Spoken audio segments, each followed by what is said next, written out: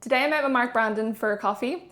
He is the co-founder of bringing the Sporting Club Ireland to Ireland. I've been to a couple of the events and they're absolutely incredible. I wanted to chat to him about the importance of mindset, networking, connection, community. So grab a tea or a coffee or whichever you prefer and join us for this conversation today. Mark, really good to see you. I know that we've caught up before for a coffee and everything too, and I was really looking forward to this chat because there's been so much going on with the Sporting Club Ireland. So tell me about what you've been getting up to lately. Well, firstly, thanks for having me, and I want to say before we start, I'm extremely impressed with what you're doing. I have been following you for quite a while, and you've had some incredible guests on here, so it's a pleasure to be here today. Thank you very much. Just regarding the Sporting Club, so we're probably going since last April, and obviously there's been a lot of hard yards, but it's at an exciting phase now where people are starting to know what it is, what we're trying to achieve, who we're trying to help. So, there's been a good, steady addition of members, sponsors, and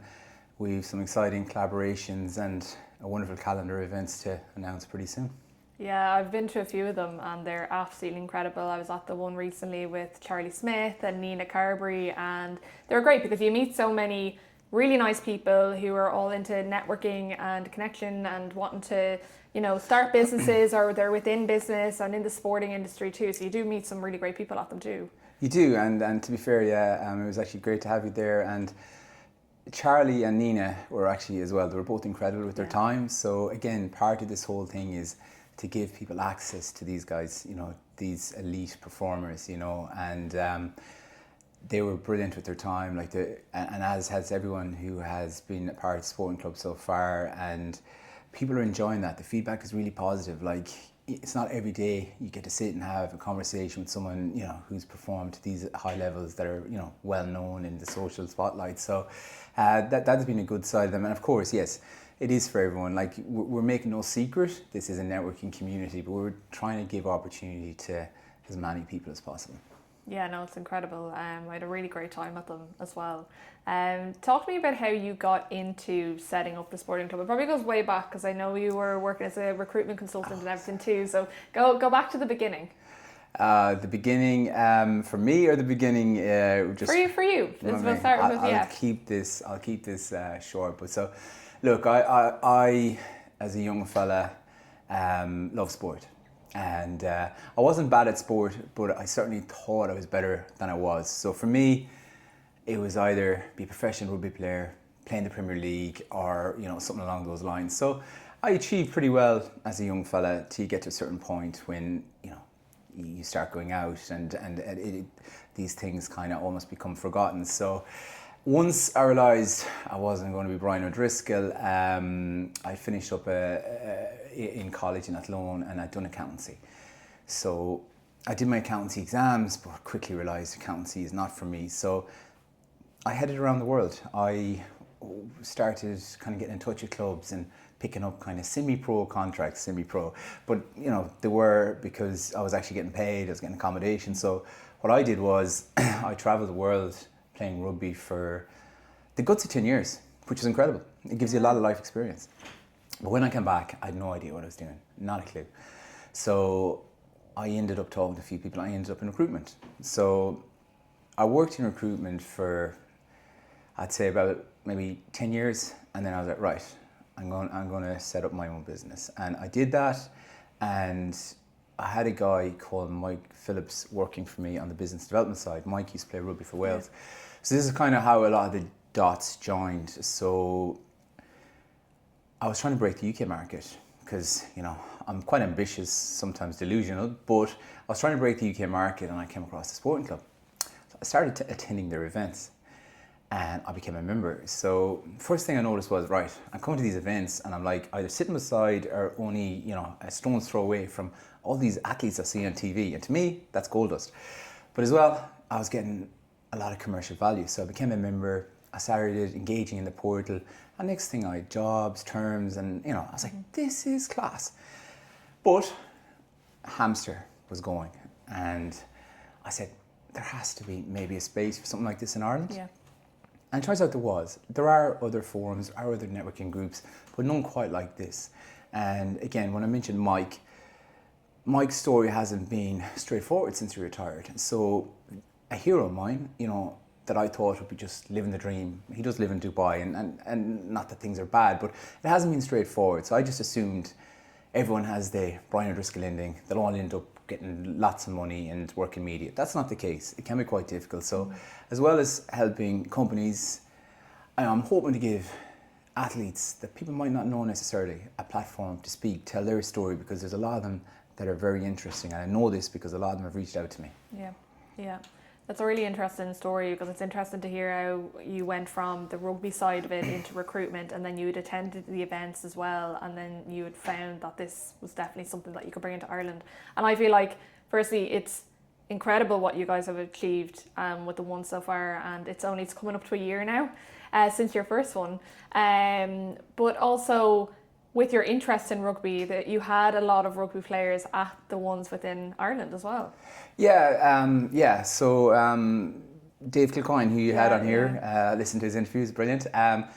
He was kind enough to come to our Martin O'Neill event and helped out that, and obviously he spoke brilliantly. Obviously we did an event with Johnny Sexton. We've had Peter O'Mahony, Gordon Darson has been there, and then of course Barry has become our resident MC, and Bernard our resident interviewer, which is brilliant. They're a dynamic duo. So look, when those guys are available and if they're willing, we're going to keep them on board. More, yeah. Look, I love rugby, but we're going to try and cover all sports. And look, we're going to try and have as many athletes in the room as possible. The reality is I can't afford to pay everyone to be there. So some of these people are being really kind with their time. And that's great, because that's what Irish people do. They help people out. And everything comes around. So the likes of Dave Kilcoyne, who was kind enough to show up, and he's very much in the spotlight at the moment. He's doing brilliant. We'll look after him with some events again, or you know, that'll come back. But the support we've received so far has been incredible, and also you get to meet some incredible people. Wouldn't have met you otherwise. And exactly. So Because I met you through like networking, you know, and that's again going back to, you know, the Irish helping the Irish, basically. Like exactly. everyone loves to network and help others, and kind of like that's what these events are all about. It's like you're networking. Like when I was there, I was at a table with Lauren, and I didn't know anyone else that was at the table, but you met them and you chatted with them and you got to know them, and by the end of the evening you knew they were, and then they were adding you on LinkedIn, and it's all again connection and networking, and I think it's great, and I think it's incredible to have that. Yeah, look, I mean, we did strategically put you beside Lauren because, you know, we did think that you probably have a lot in common. But again, it is that, and we're trying to get to the stage where, you know, for our events, you know, as I said, we're open, it's networking. So we'll try and put someone, maybe a wealth manager beside a high net worth individual, or someone that might actually connect and want to do business. But it's not just about that, like your friendships. You and Lauren might strike up a nice friendship now. You mentioned you're on a flight together in a couple of weeks. Yeah, we're actually on the same flight when we're going away. I'm off to New York in April for interviews for Why I Ask, and Lauren's on the exact same flight as me because she's going out for a holiday. So I was like, there you go, small world. It is a small world. So it doesn't necessarily have to be business. You don't have to do $1 million deal. You can make a friendship. You grow your network. As I said, a chance to kind of engage and meet some of these, you know, sporting heroes. And there's a lot of people like me, it turns out, that, you know, does like engaging with these people. You learn a lot from them, but then you also find out they're just normal people. They're nice people. They're good with their time, but you can learn a lot off them. So that's the whole point. There has actually been a marriage out of the sporting club as well. So yeah. So there's been friendships, there's been marriage, there's been someone's life saved. So look, it's an engaging community, and again, we just want to mirror that here in Ireland, but obviously bring the Irish twist, because we are a little bit different than the English. And we were chatting before this about some of the great ideas that you have for the sporting club, and I think they're absolutely incredible. You have a couple of events coming up, one in June that I know about. Tell me a bit more about the one in June. So yeah, we've Harry Redknapp coming in June. So Harry's actually heading off to I'm a Celebrity South Africa, so he was kind enough to send me a video message the other day, but he's looking forward to it. He'll be good value. So look, that one's in Clontarf Castle. Harry hasn't done a huge amount in Ireland in recent times. You know, we've a lot of football fans here in Ireland, and plus he's good crack. So that should be a good day. We'll have some good cameo speakers. You know, it's already selling quite well. I could say we're over 60% sold, and it's 2 months away, so that's great for us in the stress. But that should be a good one. And look, as I said, I can't reveal what else we have in the pipeline, but people won't be disappointed. I did kind of reveal to yourself, but we haven't announced yet, so I'll keep my powder dry. I can confirm it's very exciting. No, it will be. It will be. As I said, we're putting in the hard yards, and again, like, people are nice. I'm going to say people are nice, so you're getting put in touch with the right people, and people do try and give people a dig out when they're trying to do something, and that's what I love about being Irish. And you have a lot of different things happening with the sporting club at the moment. How do you stay organised and prioritise, I suppose, with all the emails and the networking? Like, you're up in Dublin today and then you're back up in Dublin next week. How do you organise everything? Do you know what? Honestly, I look at some stuff at your page. I look at the likes of Bernard Jackman with his little brown book. By the way, I don't know how you organise that, but to be honest, I've actually started for the first time in my life. Actually, I do to-do lists. I do blocks in my day. So, because there's a lot of layers to sporting clubs. So, like, with the business matchmaking side, so I need to connect members. We have obviously the events; they're stressful, and there's just so much more. So yeah, I try and compartmentalize my day and get as much achieved as possible. Like, I am, like, genuinely working probably 14, 15-hour days every day at the moment, during the week. So yeah, just try and get as much achieved as possible, and hopefully, in a year's time, I can cut down to maybe 12 hours a day. How do you stay, I suppose, balanced with, because you're big into fitness as well, how do you get the fitness side of it into your day-to-day as well when you're working that many hours? How do you stay balanced with that? Yeah, so I'm living in Craigs now, so it's the countryside, but we're blessed that we have this most amazingly rugby gym there. It's like professional standards. So it's only a kilometre up the road from me. So I sometimes go at 4 a.m. I could go at 11 at night. So I'll get in my 4, maybe 5 sessions a week, and I'll try to get a few steps in. And that's important for me because if I didn't, I would mentally suffer. Like, so a huge thing for me is exercise. Like, I would be a bad dad, I'd be a bad husband, I'd be grouchy. So fitness, and it's just huge for my own mental health. So yeah, I make sure to get that in. Yeah, it is for a lot of people, being able to work on the mental performance but also physical fitness at the same time. And it's important to not always be entirely switched on when it comes to running a business, and like, there's so much that goes into running the sporting club. It's important to also have the time to switch off as well. When, if ever, do you switch off? I know you're saying you're working at the moment 14, 15 hour days. Would that be the weekend? Would it be midweek? Like, again, so, and this is from you, and actually from Conor Myler. He said to me, you have to switch off to switch on. So this is obviously nearly problematic, but I'm kind of full duck or no dinner. I'm all in on everything I do. So it's a personality trait, and it can be kind of crippling sometimes. But obviously I have 2 kids, so we try and, for a couple hours in the evening or the weekend, it's kids' time. So we try and do something. Harry Bernard, he goes for his carving on Sunday. We'll go to the playground, we'll do something, play football with my boys. So that's pretty much it, because you're right, it is important. If you don't switch off, you mentally burn out, and I'm learning that. You were saying that you travelled a lot with the rugby, which is really exciting because I love travelling as well. Yeah.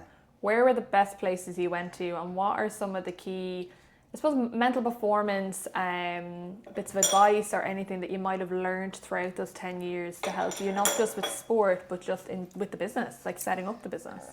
Yeah, so I travel by myself as well. So I suppose, firstly, my favourite place was New Zealand. Like, I've been in a few countries. I was in Australia, I was in the US, Canada, Spain, France, the UK. But New Zealand, for me, it's kind of like almost a drier Ireland. And obviously the rugby, I loved it. But I think when you travel by yourself, and it's up to you, you're engaging with people, you don't learn how to read people, but you learn how to read them better. You learn how to interact with them. I suppose you have to make friends, otherwise it's going to be a pretty lonely trip. So I probably think traveling by myself, I think the key learnings for me was just how to survive, and how to read the room in a business situation, because every business conversation you have is going to be different. So you need to read that room, and I haven't always done that, but again, I've learned as I've got older, more conversations you have, and you take the learnings from, as you said, traveling the world by yourself. There's, you need to read the room. Everyone is looking for something different. Where would you like to take the sporting club? So look, the ideal world is I'm trying to build an ecosystem. I have some hopefully good collaborations that we announce very soon.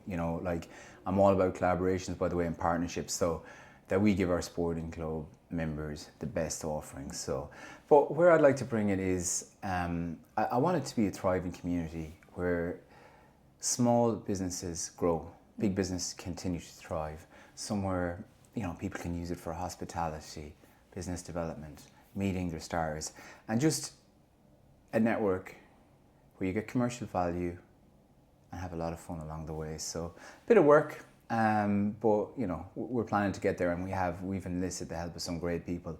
I talk about filling my bus. So you want to fill your bus with good people. Like, I don't have €1 million to hire people at the moment, but we've some really good people on the bus, some really helpful people, and again, back to Irish being the sound, and we're excited where it's going. And as I said to you before we started, if everyone involved gets 2 or 3 positive things out in 2026, then we're doing our job. Yeah. Whether it's one client, whether it's a friendship, something, we're doing our job. Yeah.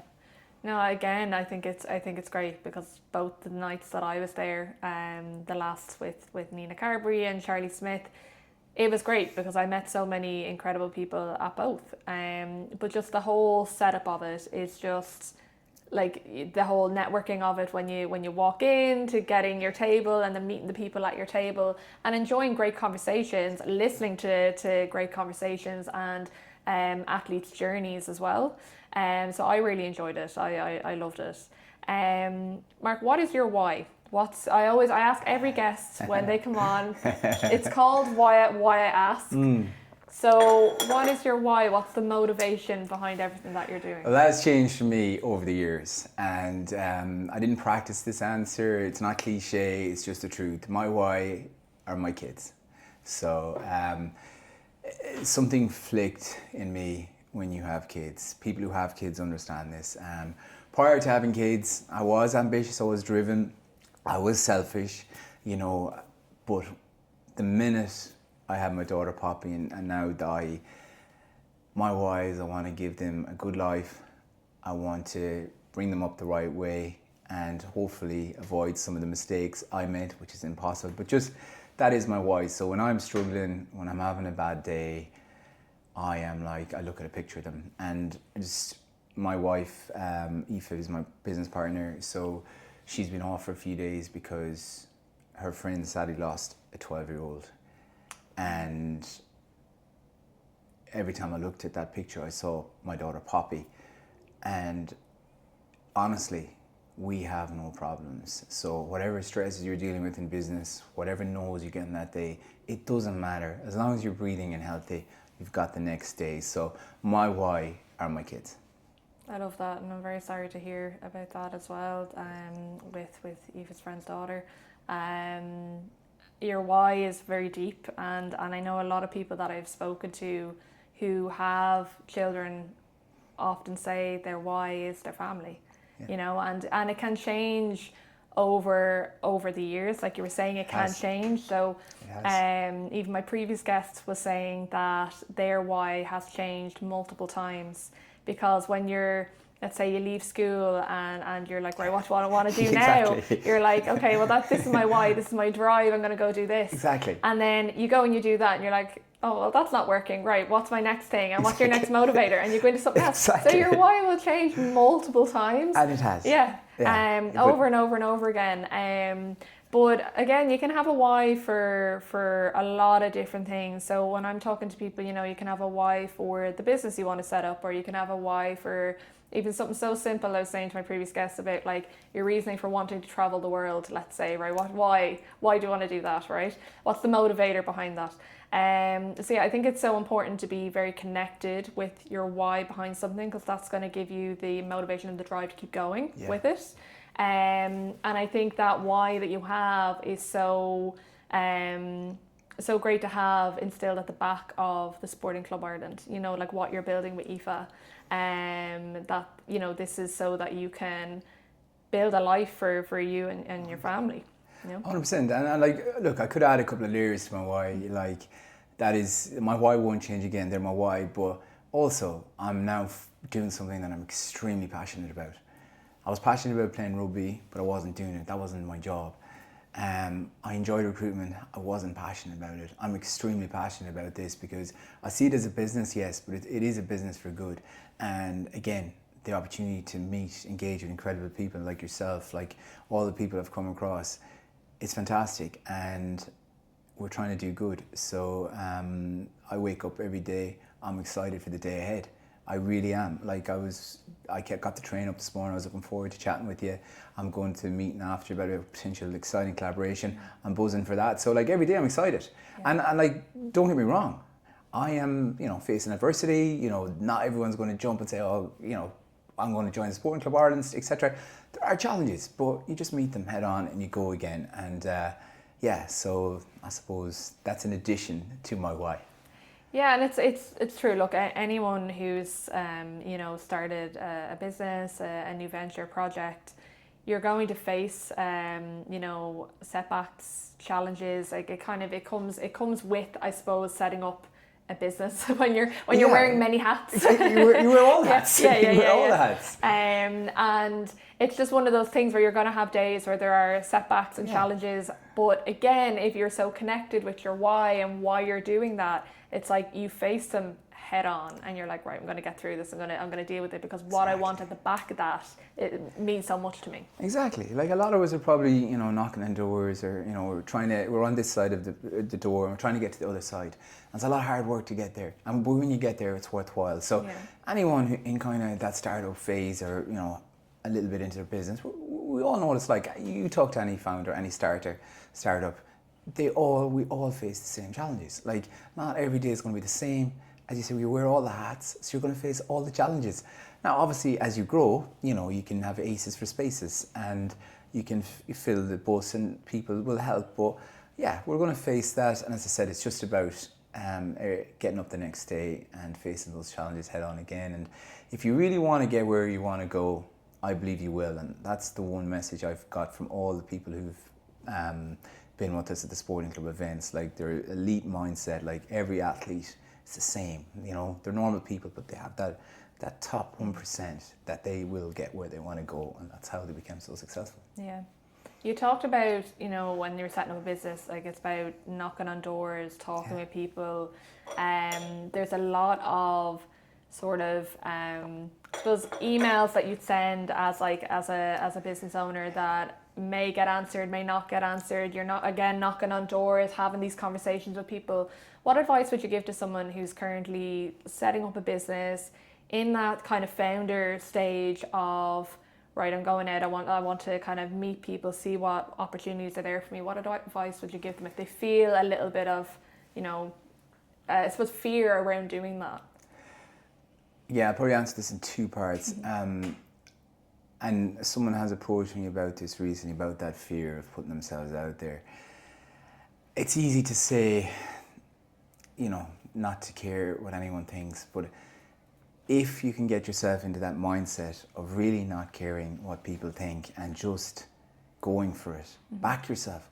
Because the reality is, people aren't looking at you. You only think they are, and that's the reality. So I go for everything. I will pick up that phone. I will knock on that door. I don't love emails, but you have to send them. I will send that email.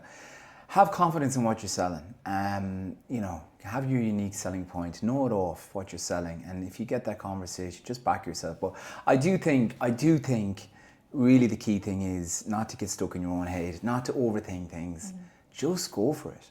Like, genuinely. When I was younger, I did care what people think. I really did. And you spend time at that, and my mindset was, the outward was, I'm really confident. The inward was, I actually cared what people think. Now it's the opposite. I try to be just normal now, but honestly, right now, I don't care as long as my family are happy with me and I'm not being a rude person. Just put yourself out there because, as I said, not that many people are watching. Hopefully some of the right people are, but that'd be my advice in a long roundabout way. As I said, you just gotta get out of your own head, essentially. Yeah. And a lot of the time we do, like, again, live in our own head, but we worry so much about what other people think of us. And it does stop an awful lot of people from going after what they want 100%. because they're fearing, oh, well, Mary down the road might say something about that. And it's like, well, are you living Mary's life or your own life? Do you know what I mean? So when I often talk to clients about that, because, you know, the fear of judgment, fear of failure is another thing that would pop up quite a lot.